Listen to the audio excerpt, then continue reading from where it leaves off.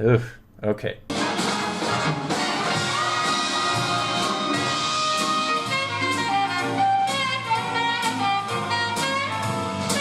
This video is going to be a first for me. This is something that I've wanted to do for a while now. I recently came across some old video footage of myself. I actually have one of my first recorded improvised solos that I'm going to make a video on later, but in this video I wanted to talk about a solo that I took after about 2 years of really intensely digging into studying improvisation and talk about some of the mistakes I made in this solo. I actually got another chance to re-record myself 20 years later with the same band, the Strongsville City Jazz Band in Ohio. I'm so thankful in my earlier years as an improviser that my parents were bringing their camcorders to some of these events and capturing this magic on video, because they knew, I think deep down, that I really loved to do this. The results 20 years later could not possibly have came out any better. It gives me a really concrete example to show you how I've evolved as an improviser and some of the things that I have learned along the way that can hopefully save you some time. One of the first experiences with improvisation I had was in my high school jazz band,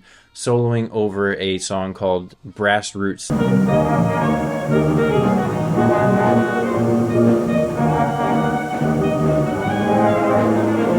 had only been playing the saxophone for about 1 year at this point. I was 14 years old, terrified out of my mind, and had no clue what to play. The school band I was in didn't have any kind of high-powered jazz program or anything like that. I didn't really get turned on to improvisation until I got out of high school. I'm going to save talking about that solo for another day and my high school experience and what that was all like. But I want to fast forward to the solo you heard a little bit of over Things Ain't What They Used to Be and talk about things that are good and maybe not so good, and some steps that I like to take with students now to help them avoid the pitfalls in this video. So let's just check this solo out. I took the liberty of transcribing it and putting it on the screen. As you can see here, this is not state-of-the-art video footage, so apologize for the low-res quality, but I think this camcorder that this was shot on, my parents bought in the mid-80s at some time. It's like an RCA camcorder. Let's check it out.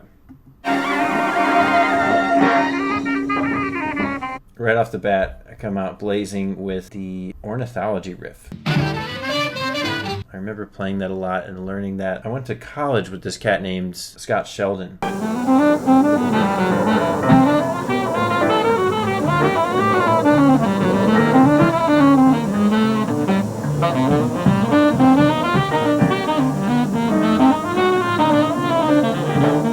Was an ace tenor player. He's from Buffalo, New York. He used to play this a lot, and I copied that from him via Bird. Pretty great outline for F7, so that's not a bad start for that solo. Cool, so we have descending dominant chords here. I'm just playing like a bebop outline over those. No problems there. So here I did the ornithology riff again, but in minor. And one of the textbooks in jazz improv when I was at OSU that we were learning out of is the David Baker How to Improvise, I believe, or David Baker Bebop improvisation series. And this is kind of bebop lick number 1 in that book. Dee-da-doo-dee-da-doo. So that's what I'm playing there. Great outline for C there. All good stuff so far. So this next line is kind of where we start to run into a little trouble, and it's just because I'm very nervous and trying to play what I think is like the coolest stuff I know, but this is kind of another mistake. You get kind of the adrenaline rush and all this stuff, so there's a lot of adrenaline that's about to come out in these next few measures here. Let's hear this next phrase.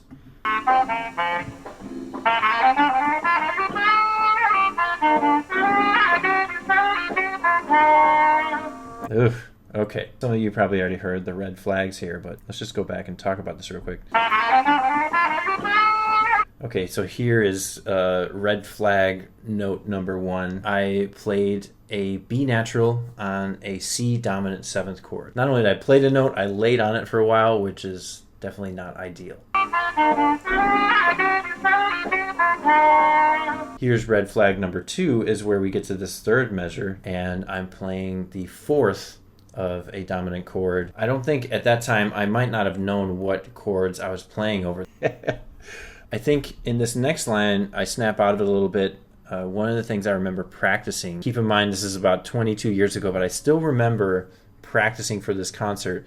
One of the things I worked out ahead of time, and this is something that I always encourage students to do, I think is really great to do, was one of Coltrane's lines over Blue Train. It's this line.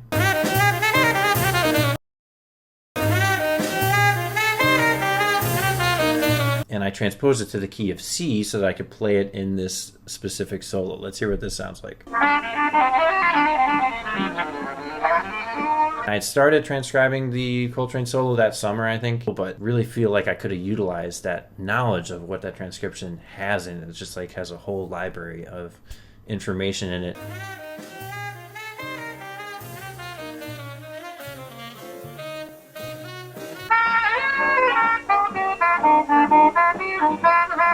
This is a pretty good outline if you're thinking like a sharp 9 over C7. And then on the A7, if you're thinking A7 altered, this also kind of works. So you have your flat 13 and some other notes. Really what I was probably thinking back then is just D minor 7. I think a lot of what was going on here is that I'm just trying to frantically play all of the things I know that are related to C and sometimes not really hitting that mark. Let's hear some more. This is, again, going to be a really long phrase, but let's just listen to the whole thing and see what's going on here.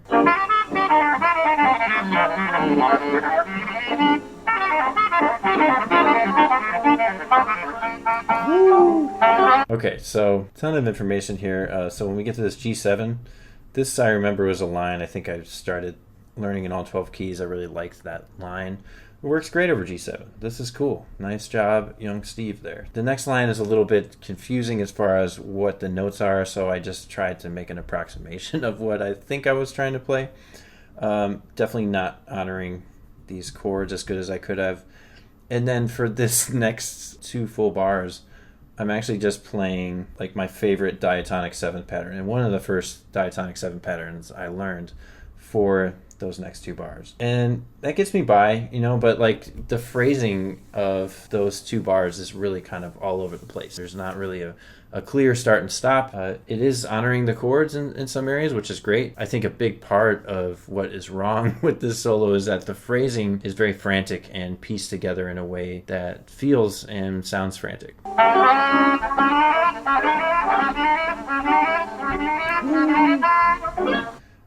Another one of my favorite hot riffs. I think I heard Phil Woods play that one.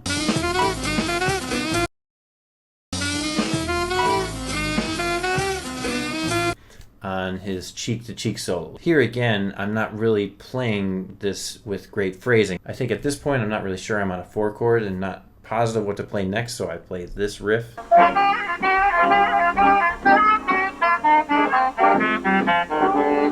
So that kind of works, except for the major 7th over the dominant chord again. Let's check out these last 4 bars.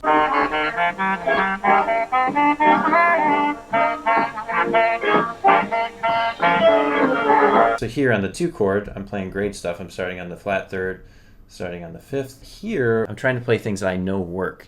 So C major over a C blues, yes, that's going to be fine. If you notice here, I'm actually playing more melodically because the phrasing makes more sense. I'm just locked into that one sound, and it helps me to play just better ideas. Even when I look back at this, I'm pretty proud of what I was able to accomplish in a relatively short period of time. Part of me does wish that I would have gotten with a teacher a bit sooner, somebody that can kind of show me how to make better phrases, some techniques for practicing, and how to utilize the transcriptions that I was practicing at the time and learn to make authentic phrases with. I talk about this a ton in the SK Improvisation Studio, is to think in terms of musical statements and also think in terms of how you can learn information that is very authentic and very pure to the chord changes and start to improvise with that information in a logical way. I'd like to fast forward now to 21 years later, where I had the opportunity again to solo with the same band, the Strongsville Community Band, under the direction of Ken Mihalko. And I think the things that I'm playing in this solo have the same sort of fire and sort of energy that that first solo had, but it's all information that's been recodified and evolved so that I can sound more like myself and also have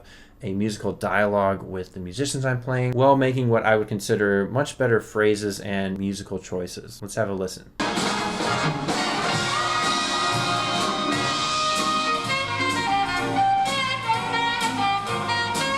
Yeah, so here I'm really just thinking of a blues type of vibe or sound. You're laying on flat threes and major sixes and trying to kind of ornament those notes and decorate them. And that's pretty much all I'm playing for those 4 bars. Checking out the next part.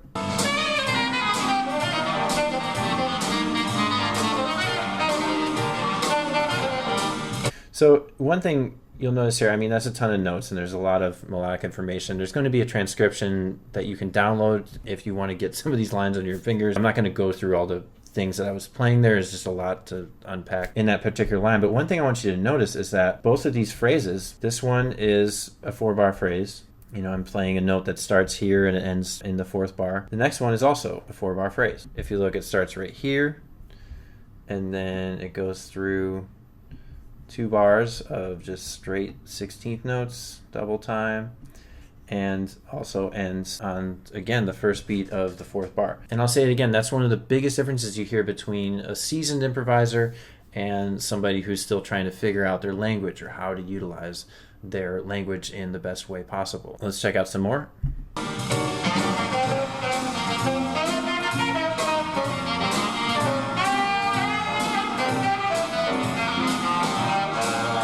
Yeah, another like 4-bar phrase-ish statement here.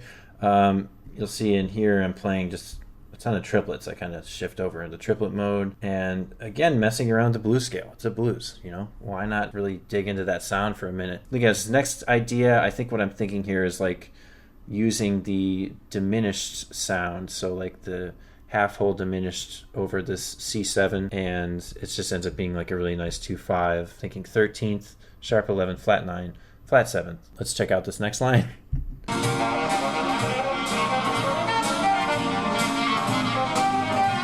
So this is just kind of like a Brecker influenced line, picking up sounds that I heard him play and have worked out and gotten under my fingers and just fitting them to fit the chord changes of that section of the tune.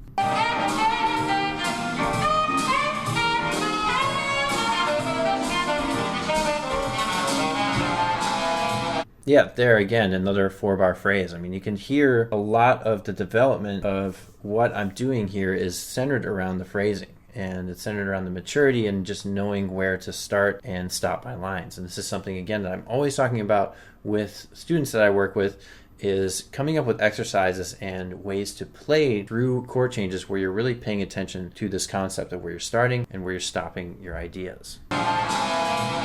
So there I dig into that sharp 11th note and just set up that sound for what I'm about to play next.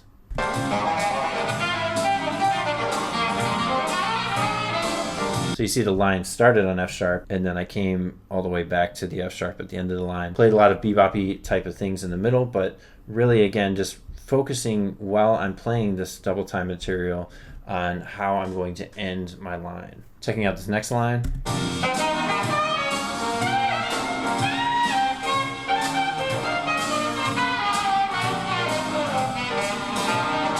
So they're breaking things up a bit and just trying to catch my breath and play some more blues-based ideas. And then here I do something a little interesting. You see this C sharp over the C7. I actually kind of start playing what should be labeled as A7 in this bar. It has this cool effect where you're playing the harmony before it happens, so that way when the rhythm section actually does play that chord, you can kind of hear that note in the context of what it was implying. This next line, again, is another Brecker-inspired line.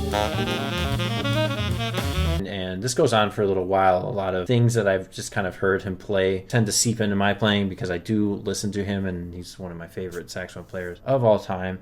So I'm going to play the next, 5 or 6 measures and we can just hear some of that.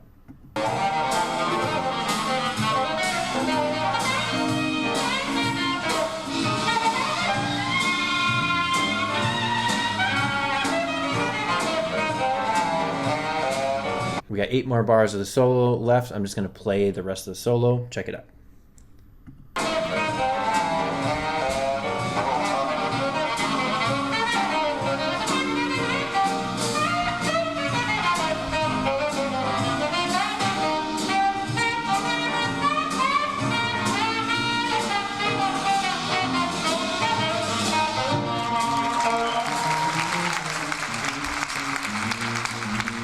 If you made it this far, I really appreciate you checking this video out. And maybe in 20 years from now, I'll be making another video about this solo. The point that I really wanted to share is that not everybody sounds amazing when they first start soloing. If you stick with what you're doing, you will continue to progress, and getting with a great teacher can really help speed up that progress if it's something that you really want to do. Don't forget to like and subscribe for lots more saxophone and improvisation related content. See you soon.